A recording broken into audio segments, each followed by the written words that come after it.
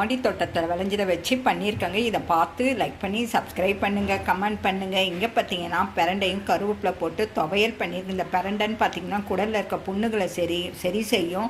இடுப்பு வலி, முழங்கால் வலி இதுக்கெல்லாம் சிறந்தது. எலும்புகளை ஆரோக்கியமாக வச்சுக்கோங்க. இங்கே பார்த்தீங்கன்னா எங்கள் மாடி தோட்டத்தில் விளைஞ்ச வெண்டைக்காங்க. இது பார்த்திங்கன்னா நம்ம கெட்ட கொழுப்பை சரி செய்யுங்க. ரத்தத்தில் இருக்க சர்க்கரை அளவை கட்டுப்படுத்தும், எடையை குறைக்கும், மலச்சிக்கலை தடுக்குங்க. அங்கே கத்திரிக்காய் சாம்பாருங்க.